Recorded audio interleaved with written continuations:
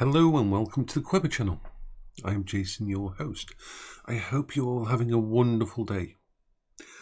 I'm going to do two videos this morning. The first one, though, is going to be a simple one. This is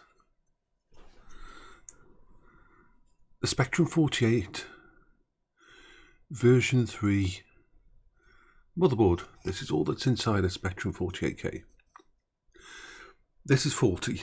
It's not working. This is from 1983. 41 years ago, I believe, if my math is right. 41 years ago. One of the earliest computers I used. And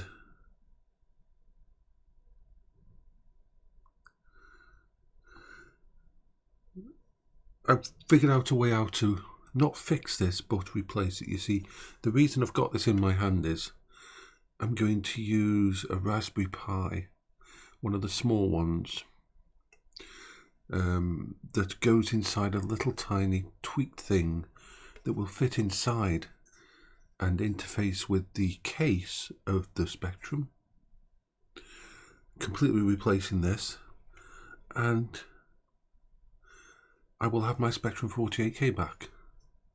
From the outside, tactilely, and that's the important part, it will look and feel just like a Spectrum, because it will just be the normal plastic case and the plastic and the rubber keys and everything on the outside, except for a small opening in the back that needs to be made, will mean that this is replaced with that. This one I'll just put in storage. So, there. Later today, my actual arcade machine arrives, which is both a good and bad thing. It's good for my coping strategies because it is the final part of the thingy. It's the one part I've never had. I've got computers from my 80s, I've got Atari 2600s, I've got all these anchors that I can take my brain back to. But I don't have, and I have lots of emulated games, but I don't have an anchor to take me back to the arcade machines of the 70s and the 80s. The holidays that I had with my parents, and that was always a very good time for me.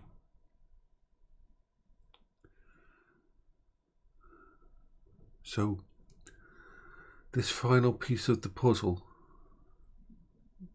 of course it isn't an original, it can't be an original, because like I've said to you before, first of all they cost way too much money, and to maintain them, as I've always said, an item with me either becomes a project or it becomes something I can use as an item. And the crossover isn't usually there. I am not playing or using my Amiga 1200 at all at the moment because I'm trying to revert it back to a playable thing. Unfortunately, when I had the Amiga 1200, there were so many problems with it that I couldn't fix at the start that it became a project. So the actual act of fixing it became the thing, and not the actual turning it on and playing games on it. So I've got to figure out something with that to try and alter that dynamic.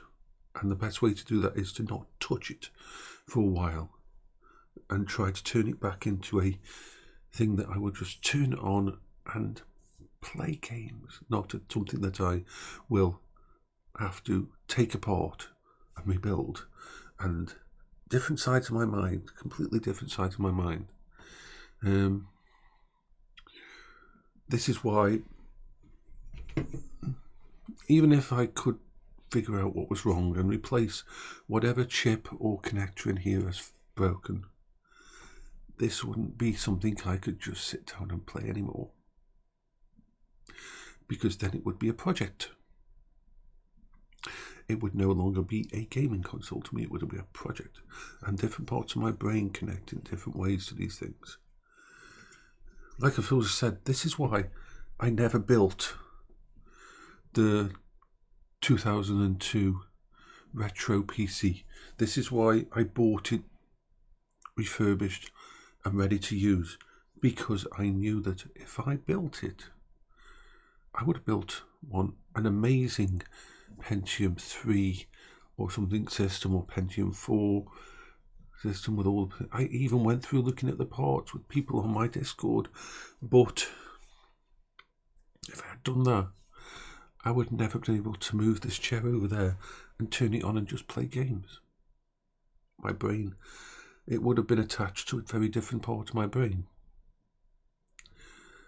And so I've always got to balance that.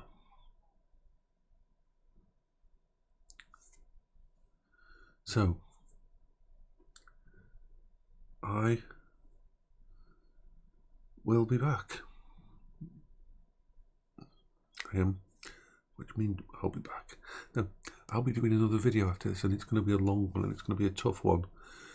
And I didn't sleep very well tonight. Don't worry, nothing's wrong, it's just, it was expected. But yeah, it's a good video to make. But yeah, so this one, I hope you're all having a good day. Good morning.